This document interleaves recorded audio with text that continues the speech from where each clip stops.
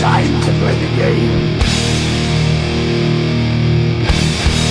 Time to play the game.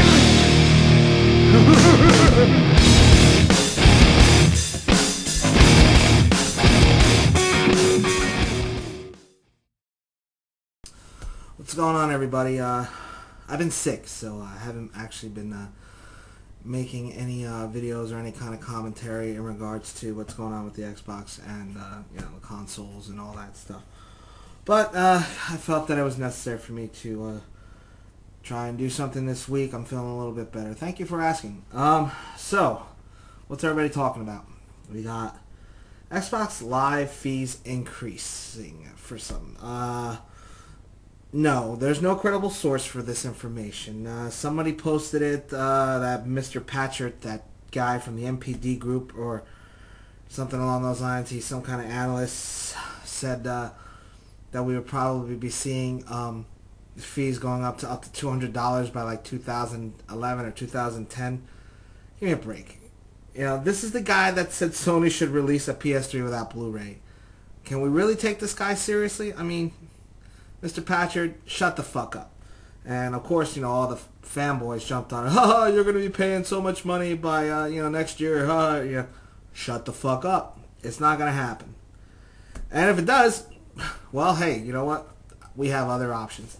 I have other options, so it doesn't matter. Anyway, I seriously doubt Microsoft is going to increase their fees, especially when their competition's services are all free. So, it just doesn't make sense. And has anybody noticed now that when it comes to the Xbox Live advertisements or when they're talking about it, they no longer bring up the fact that it's $50 a month. They now use it's like $4.60. I'm sorry, it's not $50 a month. It's $50 a year, and they now say that it's $4.60 a month. For all the great features and everything, which are no longer exclusive because Netflix is now going to be available on the PS3. So that kind of decreases the value of Xbox Live Gold, especially when you can get it somewhere else. Still a great feature. I've used the party system a couple times to watch movies, but, as far as the value for Xbox Live Gold, Microsoft's going to have to come up with something else besides Facebook and Twitter and Last.fm. Last.fm is pretty cool, though. And all this stuff's going to be available, I think, on Saturday, which is pretty cool. Then we got a little something to talk about with that, because Xbox Live manager Eric Nesater, I believe, he said that Facebook's integration onto the gaming consoles is uninteresting. Does he realize that this is what's heading to hit the console that he works for, and that maybe he should not be bad-mouthing it since, it's going to be a predominant feature on the platform? I don't understand what these Microsoft execs, they just don't know when to shut up. I mean, you got Ballmer, who makes all these radical statements about the Blu-ray and this, that, and all. I don't know. These guys just don't know when to be quiet. If they don't have, it's ridiculous. They're, some of the things that are coming out of these people's mouths. Anyway. Again, the Microsoft fees are not going to increase to $200 in the next 2 years, so that's bullshit. Alright, so again, more stuff to bash Microsoft on. Microsoft is now giving game developers the option to disable party chat while you're playing their games. Modern Warfare 2 will be the first game to feature this.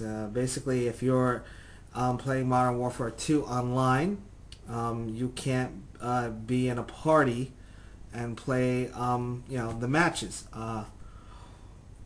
Is this good or bad? I think it's actually good, because now you can't cheat. Like, when you're in the party, you're all in the party. You can all talk and communicate to each other.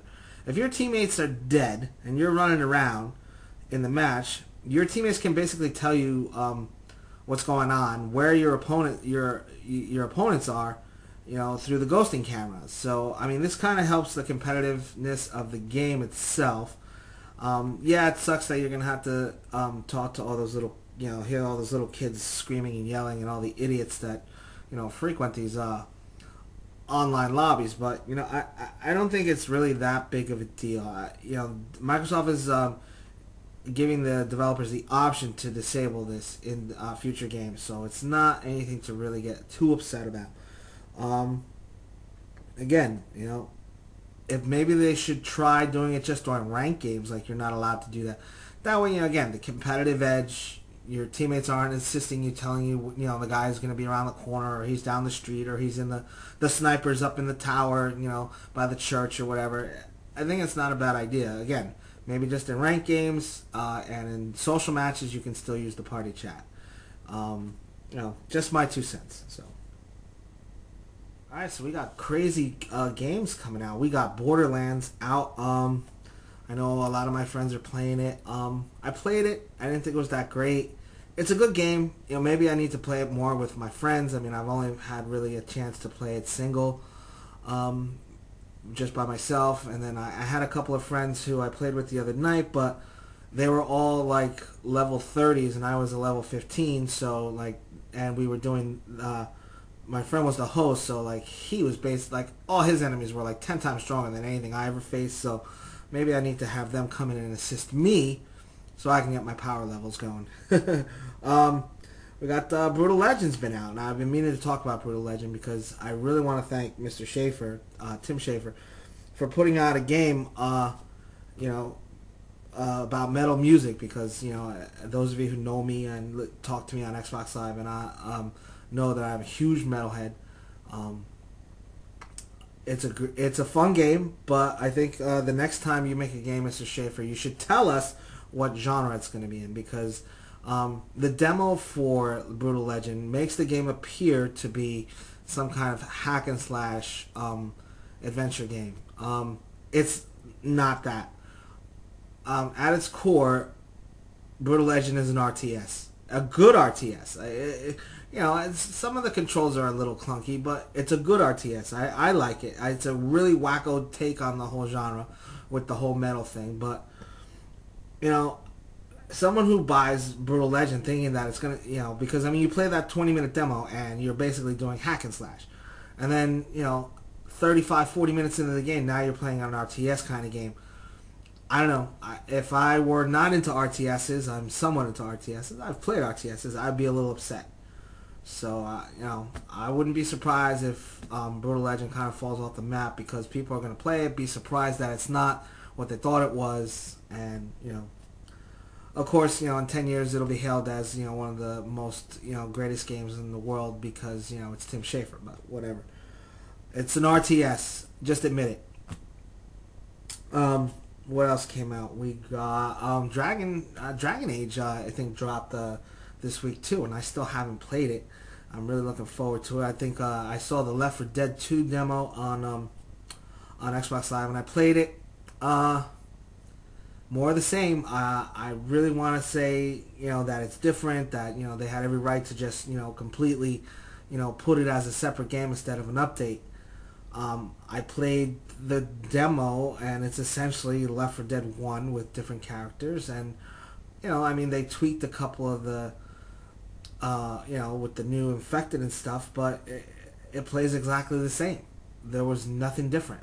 You had added a couple extra weapon here and there. Well, now you have a bottle of the boomer bile, and one or two more different special infected. It wasn't really that different. Am I gonna buy it on day one? Probably, because I know all my friends are, and we always had a blast playing it, and that's what really matters. Maybe, or I might just rent it and just see if, grab as many achievements as I can. So, anyway, I want to give a big shout out to the Greenlight Gamer community. We're not a large community on our forums and stuff. There's probably only about 70 members and stuff, and maybe 10 of us that actually post frequently. But I want to give a shout out to everybody who's on there, and keeping the place active, and all to everybody who's participating in our boosting sessions. What's up with that? I actually didn't get a chance to get into one of them the other day, but I'm not holding a grudge or anything.